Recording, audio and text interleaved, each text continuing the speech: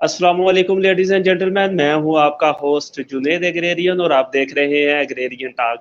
जैसा कि आपको पता है कि आज हमारी डिस्कशन का टॉपिक है scope and carrier of agriculture economics measure in Pakistan. और इसमें हम डिस्कस करेंगे सर के साथ कि पीपीएससी की जो लेक्चरर की जॉब्स हैं उसकी तैयारी किस तरह की जा सकती है और उस हवाले से इनकी टिप्स क्या हैं। तो हमारे गेस्ट हैं डॉक्टर अजहर अब्बास साहब। सर अस्सलाम वालेकुम, very very warm welcome in over programme. Walaikum Salam, Junaid Sahab. Thank you for calling me and inviting to give my talk on the uh, scope and importance of agricultural economics। और आजकल जो economics के lecturer के test के हवाले से तैयारियां चल रही हैं, तो उस पे मैं इंशाल्लाह अपने व्यूज़ और अपनी जो ट्रिक्स हैं या जो टिप्स हैं वो सारे आपके जो सामीन हैं उनकी तरफ इंशाल्लाह शेयर करने की कोशिश करूंगा। लेडीज एंड जेंटलमैन, आपको बताते चलें कि सर का जो है वो यूट्यूब के ऊपर चैनल भी है और जिसके ऊपर बड़ी इंफॉर्मेटिव स्पेशली लेक्चरर के हवाले से एग्री इकोनॉमिक्स के हवाले से वो जो है वीडियोस अपलोड करते रहते हैं। तो आप उसको भी सब्सक्राइब कर सकते हैं और एग्रेरियन टास्क को भी जो है वो सब्सक्राइब करना मत भूलिएगा। तो सर सबसे पहले मैं आपसे रिक्वेस्ट करूंगा कि हमारे ऑडियंस को एक जो जनरल ओवरव्यू है ऑफ एग्रीकल्चर इकोनॉमिक्स मेजर उसके बारे में जरा थोड़ा सा ब्रीफ कर दें। चलें जी, थैंक यू। तो एग्रीकल्चर इकोनॉमिक्स एक बहुत वास्ट डिसिप्लिन है। जैसे कि आपको पता है, economics is the study of allocation of scarce resources. क्योंकि हमारे पास, लोगों के पास, पाकिस्तान में किसी भी कंट्री के पास जो रिसोर्सेज होते हैं वो बहुत थोड़े होते हैं, लेकिन जो लोगों की डिमांड्स हैं, लोगों की रिक्वायरमेंट्स हैं, वो बहुत ज़्यादा हैं। हर फील्ड में, हर शोबे के अंदर ये मसला पाया जाता है, एक घर से लेकर एक मुल्क तक या दुनिया में भी। आप देखते हैं दुनिया के अंदर भी एलोकेशन के इश्यूज हैं। तो जो इकोनॉमिक्स है, वो आप जिस फील्ड में भी एलोकेशन करेंगे स्केर्स या लिमिटेड रिसोर्सेज की, वहाँ पे उसकी एप्लीकेशन है।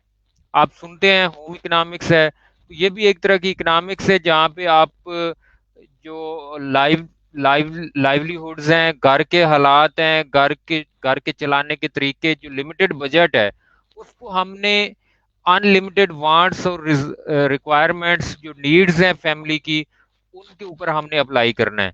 लेकिन जो हमारा फील्ड है एग्रीकल्चरल इकोनॉमिक्स, ये ज़्यादा रेलेवेंट है एग्रीकल्चर के लिए, एग्रीकल्चर और रूरल एरियाज। तो इसकी इम्पोर्टेंस पाकिस्तान के हवाले से और ज़्यादा इसलिए हो जाती है कि हमारी बहुत ज़्यादा आबादी जो है, एक तो रूरल बैकग्राउंड से ताल्लुक़ रखती है, और दूसरा हमारी जो अर्निंग्स हैं, जो हमारी ओवरऑल नेशनल इनकम है, उसका भी तकरीबन 20%। आज से कुछ अर्सा पहले तो ये 25%, इससे भी ऊपर था, लेकिन अब ऑलमोस्ट 20% के करीब इसका कंट्रीब्यूशन है। तो जब हमारी इकोनॉमी एग्रीकल्चर पे डिपेंड कर रही होती है, इकोनॉमी के लिए एग्रीकल्चर का रोल बहुत ज़्यादा है।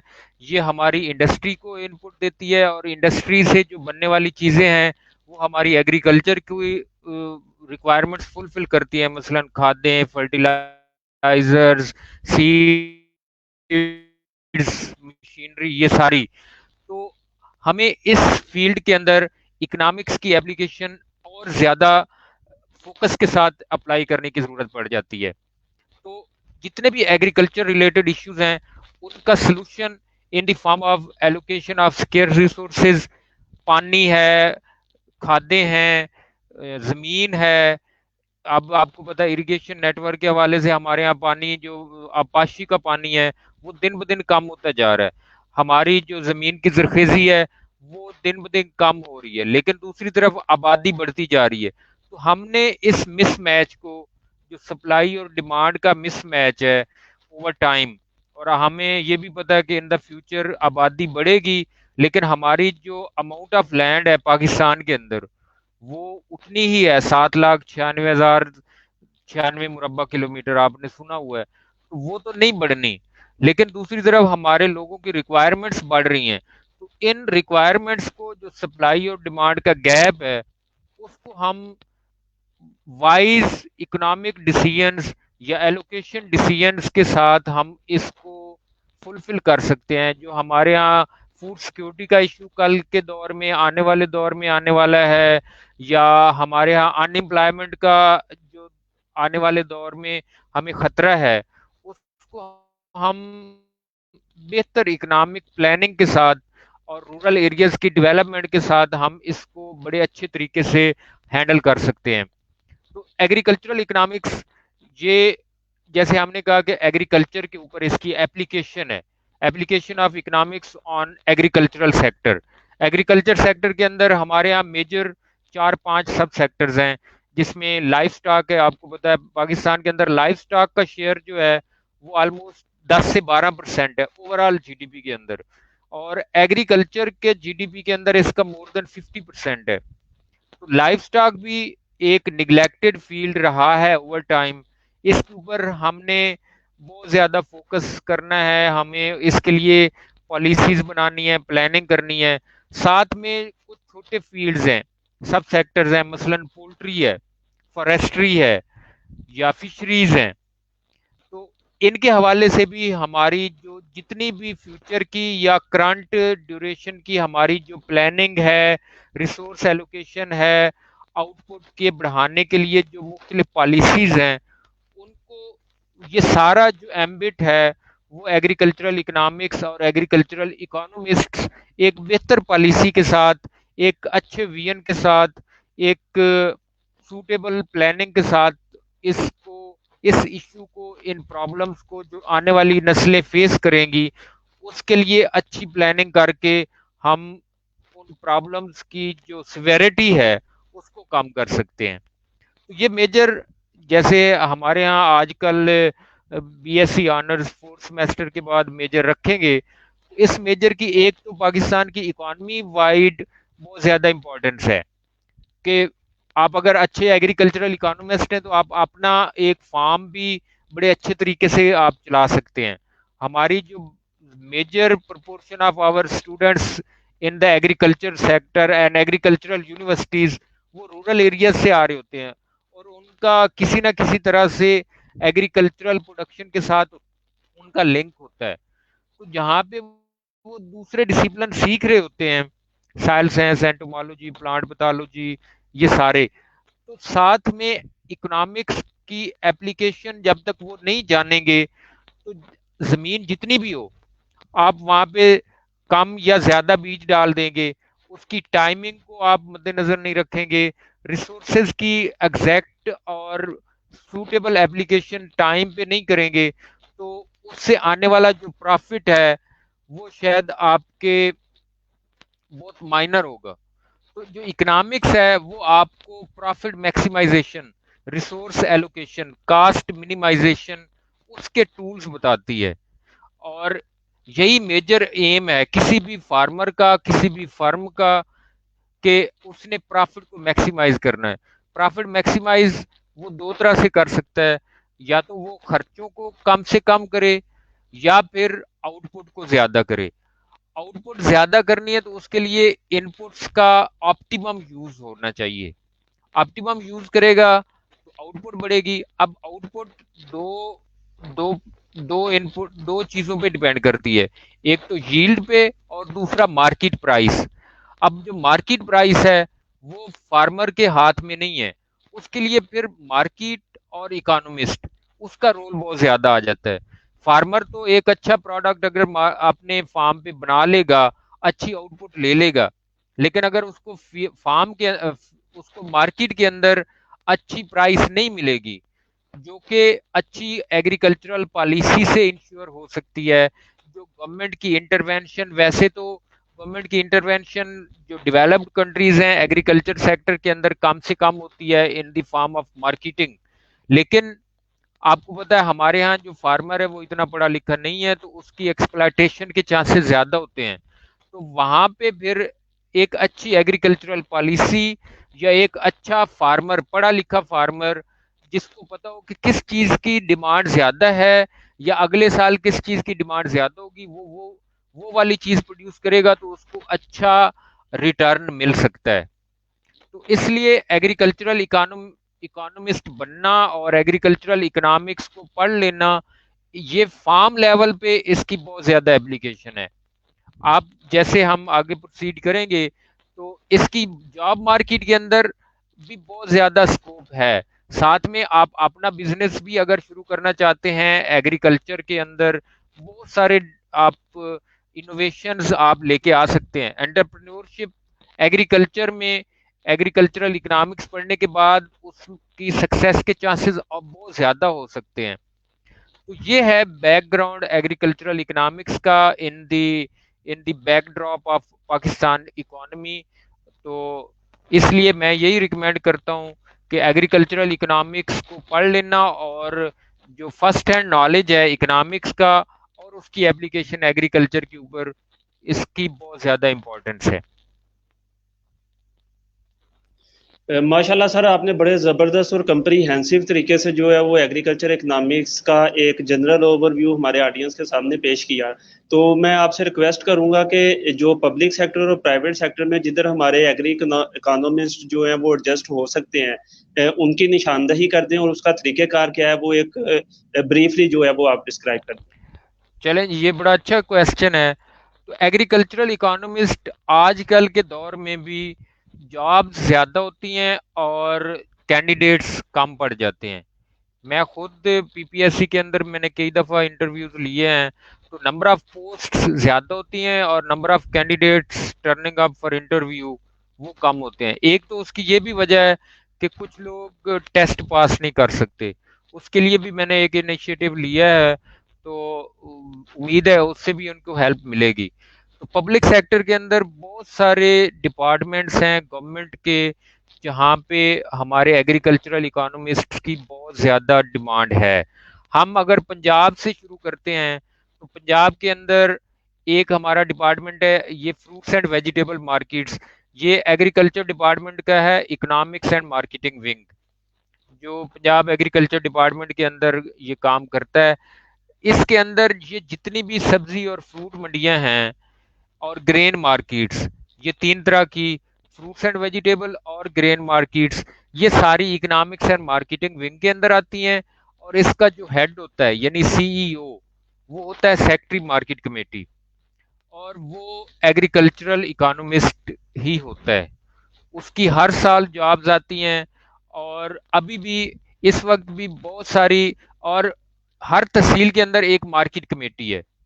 جہاں پہ بھی سبزی منڈیاں اور فروٹ منڈیاں ہوتی ہیں وہاں پہ مارکیٹ کمیٹی ہے, اور اس کو چلانے کے لیے سیکٹری مارکیٹ کمیٹی وہ کام کرتا ہے, اور اس کی جو بیسک کوالیفیکیشن ہے وہ ہے B S C honours agricultural economics.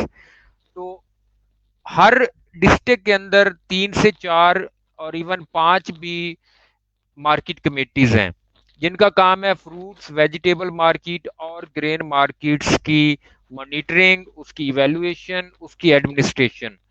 ہر تحصیل لیول پہ آلموسٹ اس کا ایک نوٹیفائڈ ایریا ہوتا ہے جہاں پہ جتنا بھی ایگریکلچر کے ریلیونٹ جتنا بھی پروڈیوس سیل پرچیز ہونی ہے وہ مارکیٹ کمیٹی کا پرویو ہے.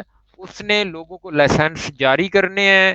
جو لوگ آئل مل بناتے ہیں, شوگر مل اگر آپ نے لگانی ہے تو اس کے لیے بھی مارکیٹ کمیٹی سے اور سیکٹری مارکیٹ کمیٹی سے لائسنس لینا پڑتا ہے, اور ہر سال اس کو رینیو کروانا پڑے گا. کھل آئل مل ہے, فلور مل ہے, یہ جو ریڑیوں والے ہوتے ہیں سبزیوں, ان کے آپ دیکھتے ہیں ریٹ لسٹ, یہ بھی سیکٹری مارکیٹ کمیٹی, اور اس کو رن کرنے والا وہی ایگریکلچرل اکانومسٹ ہے. تو ایک ڈسٹرکٹ کے اندر 4 سے 5 یا شاید اس سے بھی زیادہ, کچھ جو بڑے ڈسٹرکٹس ہیں وہاں پہ اس سے بھی زیادہ مارکیٹ کمیٹیز ہوتی ہیں. اس کے ساتھ ساتھ ڈسٹرکٹ لیول پہ ایک ایگریکلچرل آفیسر ہوتا ہے جو ان کو مانیٹر کرتا ہے, یہ مارکیٹ کمیٹیز کو, اور اس کے اوپر ہوتا ہے extra assistant director of agriculture, 18ویں اسکیل کی وہ بھی جاب ہے. اس کے بھی ہر سال انٹرویوز ہوتے ہیں.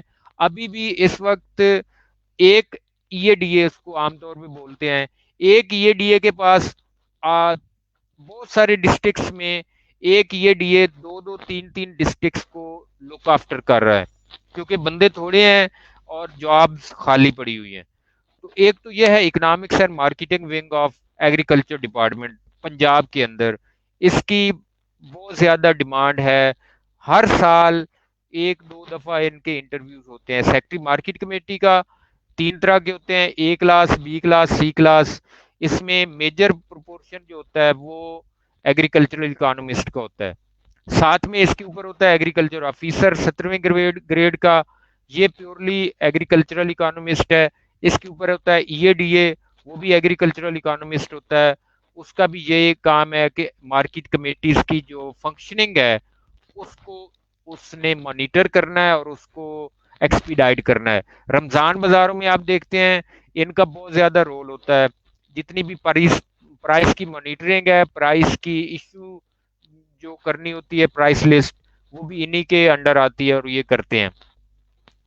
اس کے ساتھ ہمارے یہاں لاہور کے اندر ایگریکلچر ڈپارٹمنٹ کا ایک پلاننگ اینڈ ایویلویشن سیل ہے، جو جتنے ایگریکلچرل پروجیکٹس ہوتے ہیں ایک سال کے اندر، یا لمبے یا شارٹ ڈیوریشن کے یا لانگ ٹرم کے، ان کی جتنی بھی فیزیبلٹیز ہیں ان کی مانیٹرنگ وہ ڈپارٹمنٹ کرتا ہے. اور اس کے اندر بھی جتنے بھی وہاں پہ امپلائیز ہیں وہ ایگریکلچرل اکانومسٹ ہیں. ایک اور ادارہ ہے پنجاب کے اندر، پنجاب ایگریکلچرل ریسرچ انسٹیٹیوٹ، پیری اس کو بولتے ہیں. وہاں پہ یہ پلاننگ اینڈ ڈیولپمنٹ سیل کے اندر آتا ہے، جو گورنمنٹ آف پنجاب کا پی این ڈی ڈپارٹمنٹ ہے. وہاں پہ یہ اس کا ایک سبسیڈری ڈپارٹمنٹ ہے جو پلاننگ کے حوالے سے ایگریکلچر کی پلاننگ اور پالیسی کی ایویلویشن، کوئی اگر گورنمنٹ آف پنجاب نے کوئی پالیسی انٹروڈیوس کروائی ہے تو اس کی مانیٹرنگ اینڈ ایویلویشن اینڈ اس کی امپیکٹ اسیسمنٹ، اس کا یہ کام ہے. پیری اس کو ہم بولتے ہیں. اس کے ساتھ ساتھ پی این ڈی کے اندر پلاننگ آفیسر کی جابز آتی ہیں ڈسٹرکٹ لیول پہ. وہاں پہ یہ بڑے اچھے طریقے سے کمپیٹ کرتے ہیں. آپ کو پتا ہے ان کا بیک گراؤنڈ سائنس ہوتا ہے، ایف ایس سی اچھے نمبروں کے ساتھ یہ آ رہے ہوتے ہیں. آلدو وہاں پہ اکانومسٹ، سمپل اکانومسٹ بھی کمپیٹ کرتے ہیں، لیکن چونکہ ان کا جو جو آئی کیو لیول ہے، ان کی جو انڈرسٹینڈنگ ہے، ان کا جو بیک گراؤنڈ ہے وہ بہت اچھا ہوتا ہے. تو عام طور پہ 50% جابس جو پلاننگ آفیسر کی ہیں ڈسٹرکٹ لیول پہ یہ ون کر جاتے ہیں. اسی طرح سے آپ دوسرے بہت سارے جو ڈپارٹمنٹس ہیں، سی ایس ایس کے اندر آپ ایگریکلچر اور اکنامکس یہ دو، اور پی ایم ایس کے اندر یہ دو آپشنل سبجیکٹ آپ لے کے اس میں بھی آپ ایکسل کر سکتے ہیں. یہ بھی آپ کو ایک بینیفٹ ہے. اس کے ساتھ ساتھ جو بینکس ہیں، آپ کو پتا ہے زیڈ ٹی بی ایل یہ پبلک سیکٹر کا ہے، نیشنل بینک پبلک سیکٹر کا ہے، کچھ اور ہیں. تو وہاں پہ ان کی پریفرنس، ان کو پریفرنس ملنے کے چانسز بہت زیادہ ہوتے ہیں. تو یہ ہے. اگر ہم بات کریں نیشنل لیول پہ، تو نیشنل لیول پہ این اے آر سی کے اندر ایک اسپیشل سوشل سائنسز انسٹیٹیوٹ ہے. اس کا ایک branch Ayub agriculture research institute میں بھی ہے، سوشل سائنسز انسٹیٹیوٹ. وہاں پہ ان کی ڈیڈیکیٹڈ سیٹس ہیں جہاں پہ یہ کمپیٹ کر سکتے ہیں اور یہ اپنی جگہ بڑی آسانی سے بنا سکتے ہیں. پی آر سی کے اندر ان کا بہت اچھا ان کا ابزارپشن ہے، یہ وہاں پہ کمپیٹ کر سکتے ہیں. ایک ادارہ ہے agricultural policy institute national level پہ، یہ منسٹری آف فوڈ سیکورٹی ہے، نیشنل ریسرچ اس کے انڈر آتا ہے. تو اس کے اندر ایگریکلچرل پالیسی انسٹیٹیوٹ یہ پورے نیشنل لیول پہ جتنی بھی ایگریکلچرل پالیسیز بنتی ہیں، جو ہر سال ہمارے ہاں آپ کو پتا ہے سپورٹ پرائس اناؤنس ہوتی ہے، ویٹ کی، رائس کی، شوگر کین کی، کاٹن کی. تو یہ ادارہ ہے جو نیشنل لیول پہ یہ پرائسز ایشو کرتا ہے، سپورٹ پرائس کے لیے یہ سرویز کرتا ہے اور اپنی ایک پالیسی گورنمنٹ کو پرووائڈ کرتا ہے جس کی بیسس پہ گورنمنٹ پرائس سپورٹ اناؤنس کرتی ہے. تو اس کے اندر سارے ہی ایگریکلچرل اکانومسٹ ہوتے ہیں. اس کے ساتھ کچھ اور ادارے ہیں جو منسٹری آف فوڈ سیکورٹی ہے، نیشنل ریسرچ، آپ کو پتا ہے یہ نبجی، نیاب، ان کے اندر ہمارے ایگریکلچرل اکانومسٹ نے اپنی جگہ بنائی ہے، یہ وہاں پہ کام کر رہے ہیں. اس کے ساتھ ساتھ جو باقی ادارے ہیں، اگر آپ پولیس کے اندر، اور وہاں پہ تو سارے ایگریکلچر کے جا سکتے ہیں، لیکن چونکہ کرنٹ افیئرز اور اکنامک ایشوز کا زیادہ پرپورشن ہوتا ہے کسی بھی ٹیسٹ میں، تو ان کے لیے وہاں پہ آسانی ہو جاتی ہے. ایک ادارہ ہے ہمارے یہاں ایس ڈی پی آئی، سسٹینیبل ڈیولپمنٹ پالیسی انسٹیٹیوٹ، یہ ایک پبلک پرائیویٹ پارٹنرشپ کے تحت چلتا ہے. تو وہاں پہ بھی ہمارے بہت سارے گریجویٹس ایگریکلچرل اکانومسٹ وہ وہ وہاں پہ کام کر رہے ہیں, اور اپنے آپ اپنے آپ کو انہوں نے وہاں پہ اسٹیبلش کیا ہے اور اپنی اسکلز کا لوہا منوایا ہے. تو اس کے ساتھ ساتھ آپ اور بہت سارے ادارے پرائیویٹ کی اگر ہم بات کریں تو پرائیویٹ میں یہ ایک innovated development strategies N G Os کے اندر ان کا بہت زیادہ. کیبی آپ دیکھ سکتے ہیں, افپری کے اندر International Food Policy Research Institute, وہاں پہ ہمارے بہت سارے گریجویٹس کام کر رہے ہیں ریگولر بیسس پہ یا آپ کنٹریکٹ بیسس پہ. وہ سروس کے لیے, چونکہ ان کا سروس کے اندر بہت زیادہ ایکسپیرینس ہوتا ہے, یہ سروس کو بڑے اچھے طریقے سے ہینڈل کر لیتے ہیں. تو بہت ساری جو این جی اوز ہیں وہ ان کو ہائر کرتی ہیں فار کنڈکٹنگ سروس. تو ان کا innovated development strategies, A C I A R کے بہت سارے پروجیکٹس ہیں, کیبی کے بہت سارے پروجیکٹس کے اندر ہمارے گریجویٹس کام کر رہے ہیں. انٹرنیشنل ایجنسیز یہ آپ بات اگر آپ دیکھیں تو اس لیے اس کا بہت زیادہ اسکوپ ہے. پرائیویٹ سیکٹر کے اندر آپ دیکھیں تو جتنی بھی ایگرو بیسڈ انڈسٹریز ہیں, یہ رفان ہے یا نیسلے ہے یا پی ایل ڈی, یہ Punjab life stock and dairy development board ہے, وہاں پہ لائف اسٹاک ایکسپرٹ اور مارکیٹنگ ایکسپرٹس کے لیے یا اکنامک اینالسٹ کے لیے نیس پاک کے اندر ہمارے بہت سارے لوگ وہاں پہ کام کر رہے ہیں. جو فیزیبلٹی جتنے بھی آپ یہ جو این جی اوز یا جو جو ڈیولپمنٹ این جی اوز ہیں جو پروجیکٹس ون کرتی ہیں, تو اس کے لیے پہلے فیزیبلٹی اسٹڈیز کرنی ہوتی ہیں. تو فیزیبلٹی اسٹڈیز کے لیے انہوں نے ہائر کیے ہوئے ہیں. تو نیس پاک کے اندر ہمارے بہت سارے گریجویٹس کام کر رہے ہیں. پرائیویٹ جتنے بھی یہ جو این جی اوز ہیں, ساتھ میں جو ڈیولپمنٹ کے حوالے سے پروجیکٹس لینے والی آرگنائزیشنز ہیں, وہاں پہ ان کا بہت سارا رول ہے, اور وہ ان کو بڑے اچھے وارملی ان کو ابزارو کرتی ہیں اور ان کو ویلکم کرتی ہیں.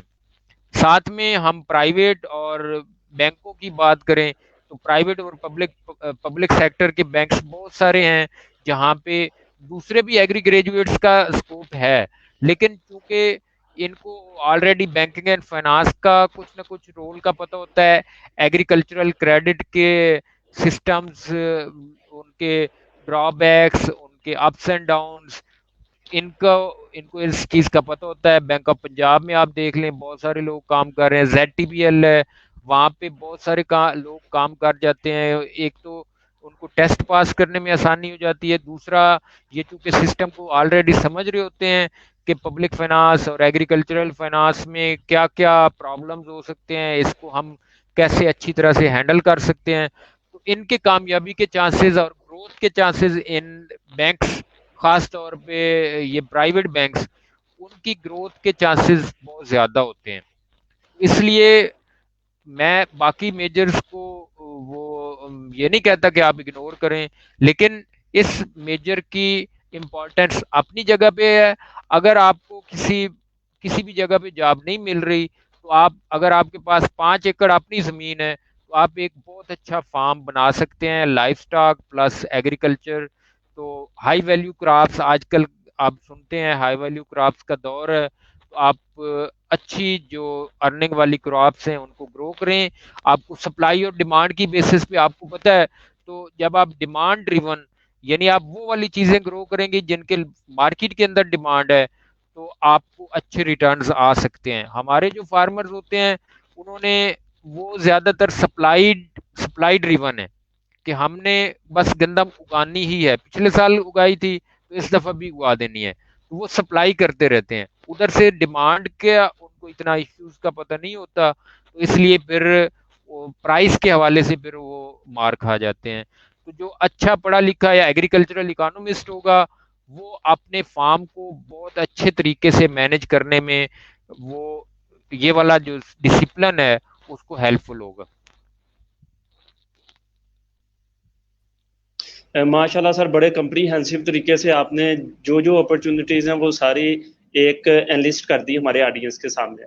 तो सर अब मैं आपसे पूछना चाहूँगा कि इतनी ज़्यादा अपॉर्च्युनिटीज़ हैं, तो वो कौन-सी टाइमलाइन है जो आप एडवाइस करेंगे हमारे स्टूडेंट्स को कि यूनिवर्सिटी लाइफ से आप ये एक्टिविटीज़ जो हैं उनको कंटिन्यू करें ताकि जब आप डिग्री कंप्लीट करके घर जाते हैं, तो आपके हाथ में एक अच्छी नौकरी हो, बजाय इसके कि घर में बैठ के सोशल प्रेशर आपके ऊपर हो, फ्रस्ट्रेशन आपकी मैक्सिमाइज़ हो, कन्फ्यूजन आपकी काफ़ी ज़्यादा हो, तो नॉलेज इम्प्रूवमेंट के हवाले से, स्किल डेवलपमेंट के हवाले से और एक अच्छी जॉब को हंटिंग करने के हवाले से क्या-क्या चीज़ें जो हैं वो ज़रूरी हैं, जो आप उन्हें एडवाइस करना चाहेंगे हमारे एग्रीकल्चर इकोनॉमिस्ट को?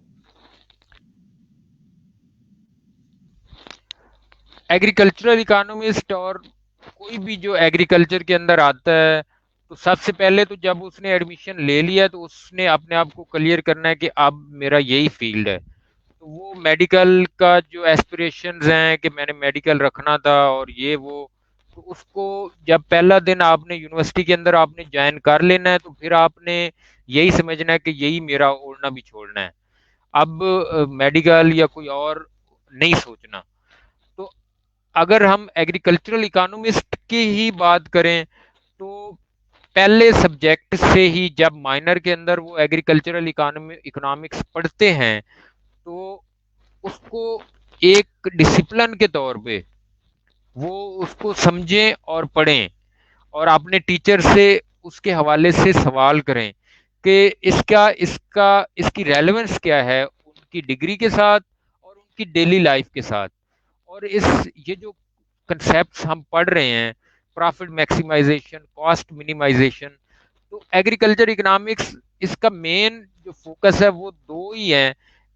पहले नंबर पे तो आप कह सकते हैं कि एक ही है प्रॉफिट मैक्सिमाइजेशन, लेकिन प्रॉफिट मैक्सिमाइजेशन के लिए आपको कॉस्ट मिनिमाइजेशन करनी है। तो आपने जहां पे भी जाना है, जो एग्रीकल्चरल इकोनॉमिस्ट है उसने अपने कम से कम रिसोर्सेज लगा के ज्यादा से ज्यादा आउटकम लेनी है। तो जब आप एग्रीकल्चर के अंदर आ गए हैं, आप पढ़ रहे हैं, तो आपने अपने टाइम को कीमती बनाना है।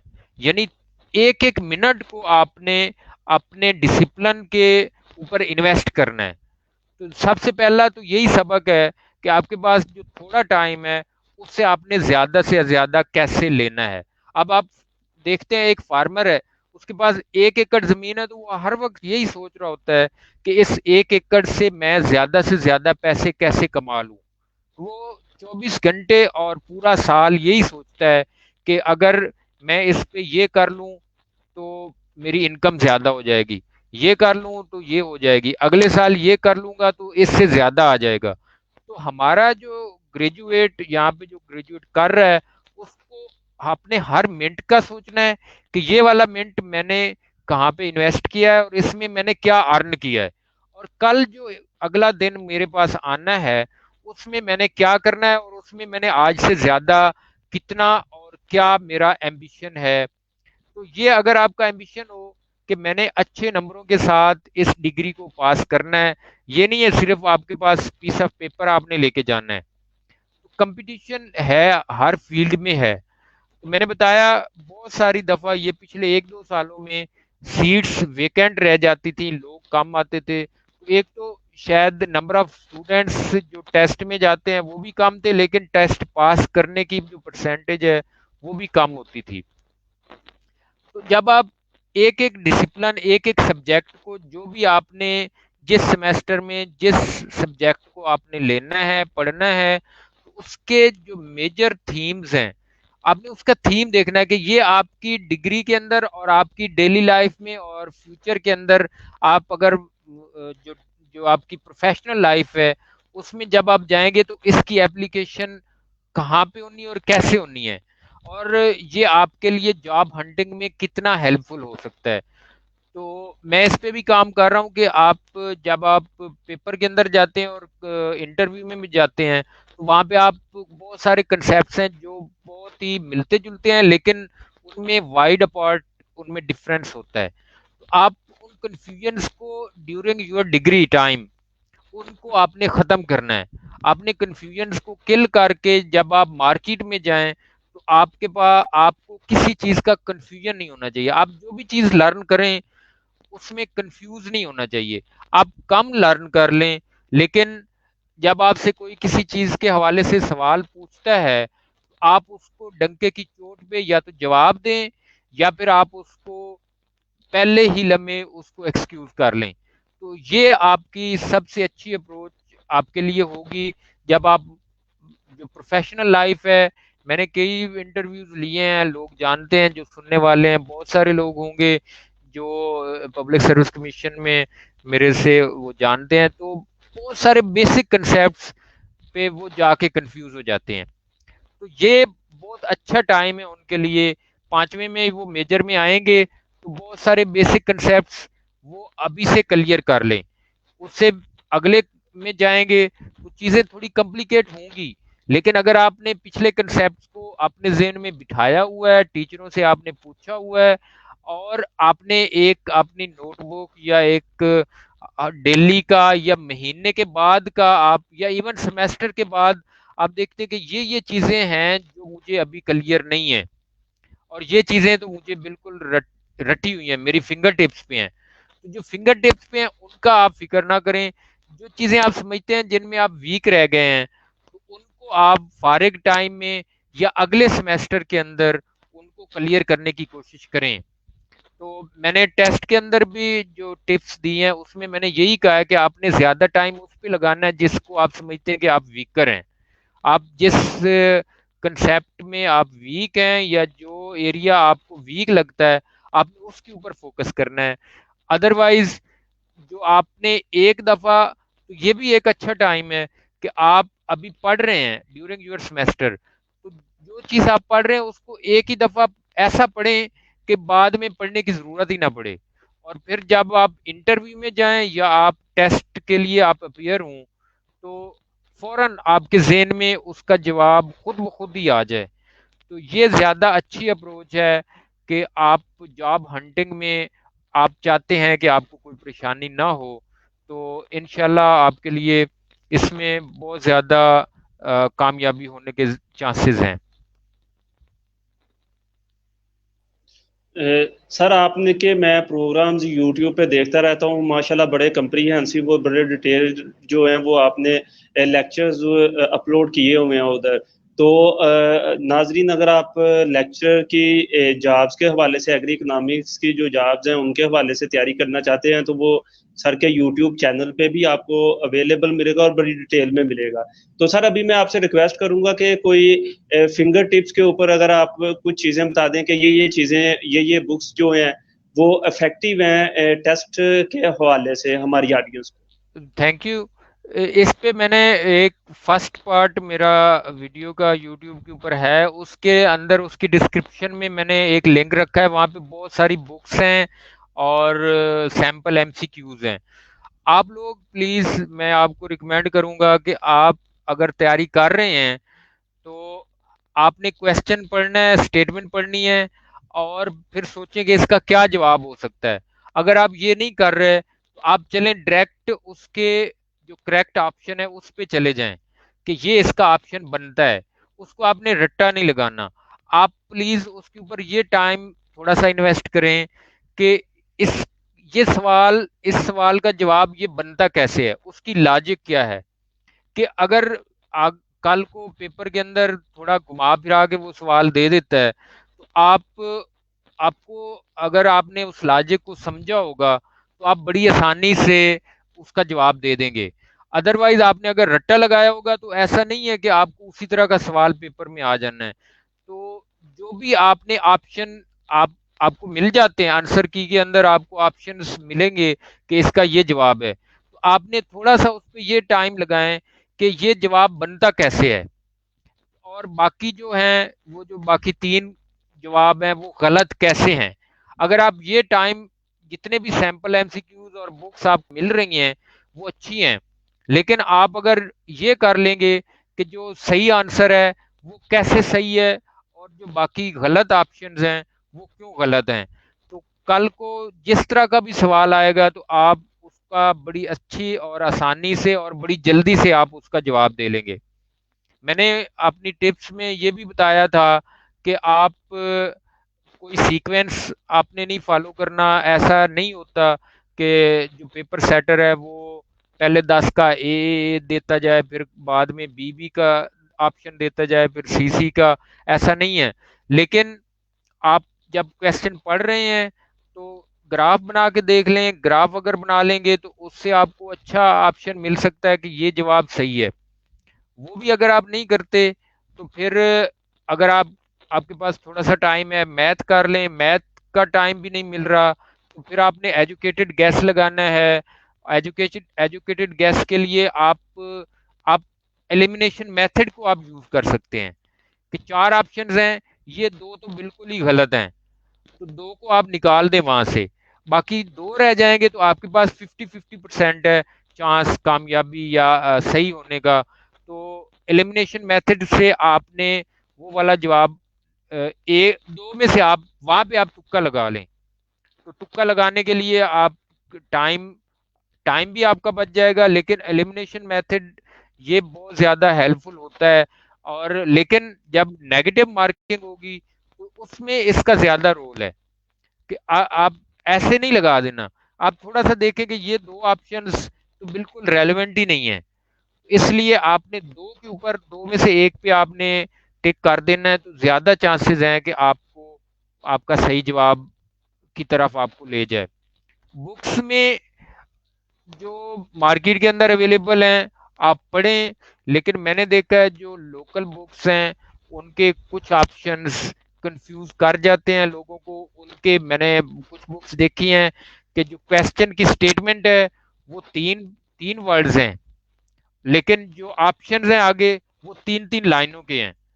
तो उस पे आप प्लीज अपना टाइम जाया ना करें। तो एक कंप्रीहेंसिव स्टेटमेंट जिस क्वेश्चन की होगी और आंसर्स, अब अगर आंसर तीन तीन लाइनों का है तो आपके पास तो टाइम आपका सारा वो किल कर देगा। तो आप कोशिश करें अपने एमसीक्यूज बनाएं, आप माइक्रो के अलहदा से बना लें, मैक्रो के अलहदा से बनाएं।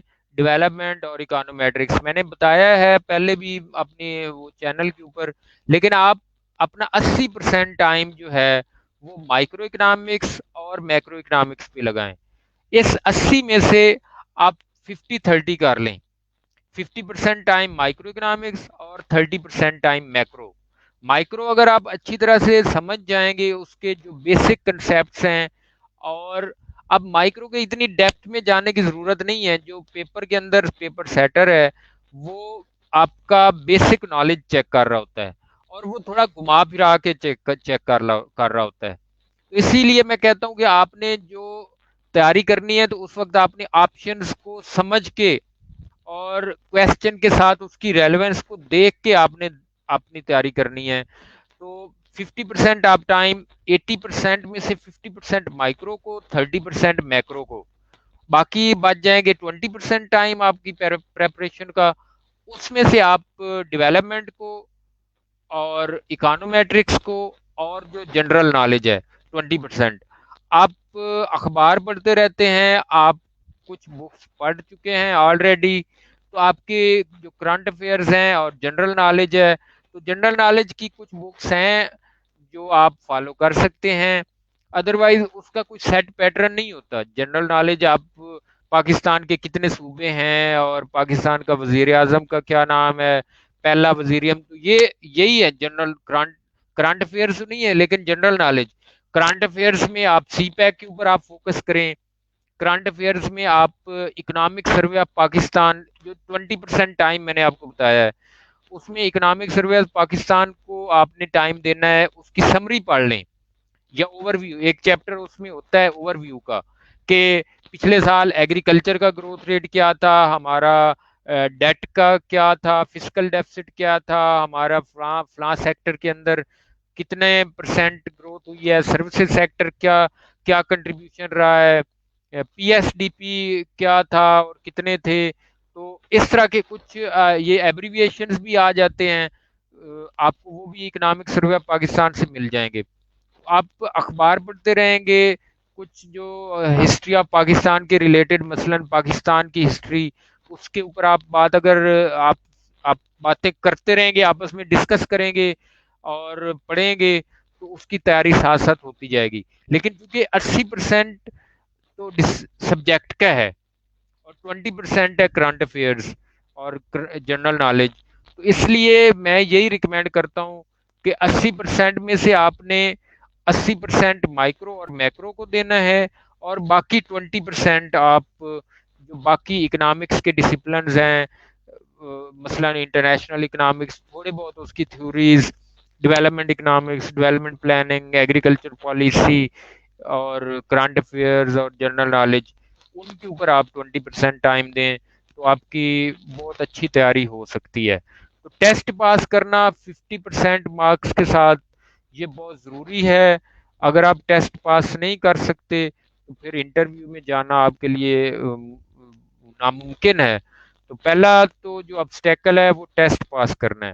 اور ٹیسٹ کے لیے اگر تو آپ آلریڈی آپ نے اچھے نمبروں کے ساتھ آپ نے اپنی ڈگری کی ہوئی ہے، لیکن ان نمبروں کے ساتھ آپ نے کنسیپٹس کو بھی بلڈ کیا ہے، تو بہت دفعہ ہوتا ہے اور لوگوں کی یہ پرسیپشن ہے کہ ون نائٹ اسٹڈی یا تھوڑی دیر کے لیے آپ کی وہ رہتی ہے اور اس کے بعد آپ اس کنسیپٹ کو بھول جاتے ہیں. تو اس سے کام نہیں چلے گا. آپ نے اپنے کنسیپٹ کو اپنے ذہن میں رکھنا ہے اور ان کو اپلائی کرنا ہے. تو اس سے آپ کو اچھے نمبروں کے ساتھ پاس ہونے کا بہت زیادہ چانس مل جائے گا. سر پی پی ایس سی کے ٹیسٹ کے حوالے سے اکثر بات سننے میں آتی ہے کہ یہ جو پاسٹ پیپرز ہوتے ہیں ان کو بھی بڑی امپورٹنس جو ہے نا حاصل ہوتی ہے اس کی تیاری میں.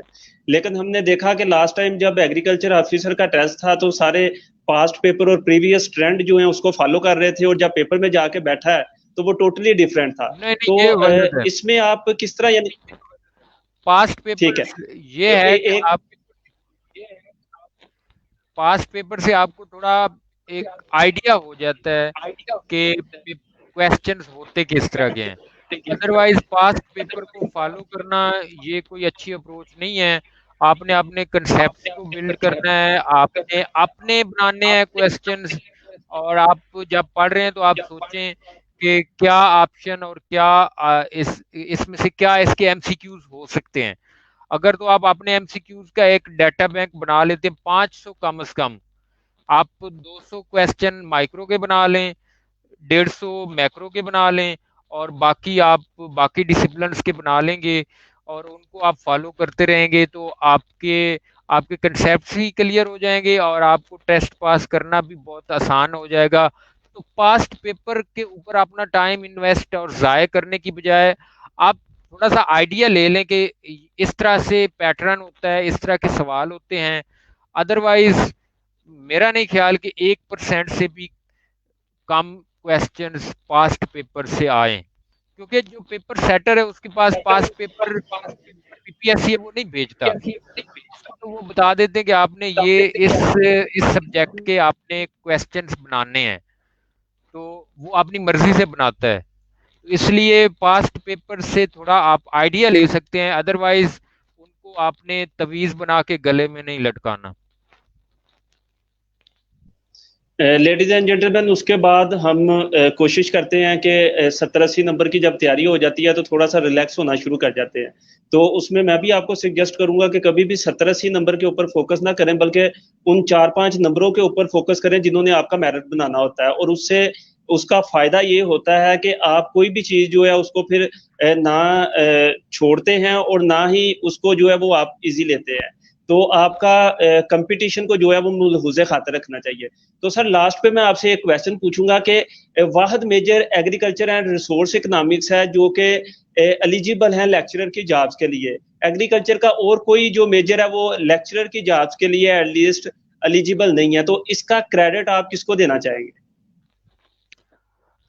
یہ یونیورسٹی کا ہی کریڈٹ ہے کہ انہوں نے اس کو ایکویلنس لے کے دی ہے.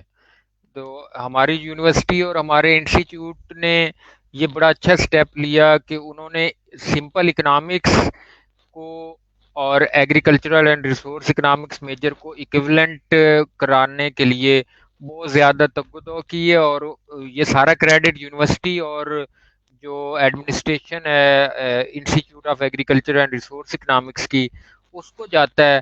لیکن اس میں اب آپ لوگوں کے لیے جو ویورز ہیں جو ایگریکلچرل اکنامکس کے اندر جنہوں نے میجر کیا ہوا ہے ان کے لیے بھی خوشی کا مقام ہے کہ وہ ایگریکلچر میں بھی جا رہے ہیں, ایگریکلچر کے اندر بھی یہ ایکسٹینشن کو بھی کمپیٹ کرتے ہیں. یہ آپ کو پتا ہے میں نے وہ ایکسٹینشن ڈپارٹمنٹ میں بھول گیا تھا, تو وہاں پہ بھی ہمارے لوگ جا رہے ہیں. اڈیپٹیو ریسرچ جو ہے ایکسٹینشن اور اڈیپٹیو ریسرچ, تو وہاں پہ بھی یہ ایلیجیبل ہوتے ہیں. تو ایگریکلچر کے جتنے ڈسپلنز ہیں وہاں پہ بھی یہ ایلیجیبل ہیں, اور ساتھ میں جہاں پہ اکنامکس آتا ہے تو یہ وہاں پہ بھی چلے جاتے ہیں. تو یہ دو دھاری تلوار ہیں, ہمارے ایک ٹیچر کہتے تھے. تو یہ دو دھاری تلوار ہیں, یہ ایگریکلچر میں بھی چل جاتے ہیں, یہ اکنامکس میں بھی چل جاتے ہیں, تو یہ پالیسی میں بھی چل جاتے ہیں, یہ پلاننگ میں بھی چل جاتے ہیں. تو بہت سارے ڈسپلنز ہیں جہاں پہ یہ اپنے آپ کو ابزارو کر سکتے ہیں اور اپنی صلاحیتوں کا لوہا منوا سکتے ہیں. سر میں آپ کا بے حد مشکور ہوں کہ آپ نے اپنا قیمتی وقت جو ہے وہ ہم کو دیا. ہم کوشش کریں گے کہ فیوچر میں آپ سے سوشو اکنامک جو سچویشنز ہیں پاکستان کی, جو ایگریکلچر سسٹم کی, جو ہمارے فارمر کی, ان کے اوپر بھی بریف جو ہے وہ ڈسکشنز کریں, اور اسپیشلی آپ سے سسٹم کے بارے میں سمجھے کہ جو فنینشیل سسٹم ہے ہمارے فارمر کا وہ اس طرح کا ڈیولپ ہے کہ اس کی انکم جو ہے وہ آپ سیزنل لیتے ہیں, لیکن اس کے ایکسپینسز جو ہیں وہ آپ کے ڈیلی بیس پہ ہو رہے ہوتے ہیں. اور اس فنینشیل سچویشن کی وجہ سے ہمارا مڈل مین جو ہے وہ اس کو ایکسپلائٹ کر رہا ہے. اس کے بعد ہم ایگری کریڈٹ کے حوالے سے آپ سے جو ہے وہ آپ کی قیمتی راہ کے بارے میں پوچھیں گے کہ کیوں ہمارے سارے بینک مل کے بھی جو ہے وہ جو ایگریکلچر لون ہے وہ کم ڈسپرس کر رہے ہیں, اور جو ہمارا مڈل مین ہے وہ زیادہ ڈسپرس کر رہا ہے. تو اس حوالے سے بھی آپ سے ڈسکشن ہوگی. تو لاسٹ پہ سر میں آپ سے ریکویسٹ کروں گا کہ کوئی ٹیک ہوم میسج جو آپ ہماری آڈینس کو دینا چاہیں. تھینک یو آپ کا بھی, آپ نے مجھے انوائٹ کیا اور ایک پلیٹ فارم دیا, اور آپ کے کام کو بھی میں سراہوں گا کہ آپ بڑا اچھا کام کر رہے ہیں لوگوں کے لیے, اسٹوڈنٹس کے لیے, اور خاص طور پہ جو ایگریرین سوسائٹی ہے ہماری اور ہمارے فارمنگ کمیونٹی, اس کے لیے آپ بہت اچھا کام کر رہے ہیں.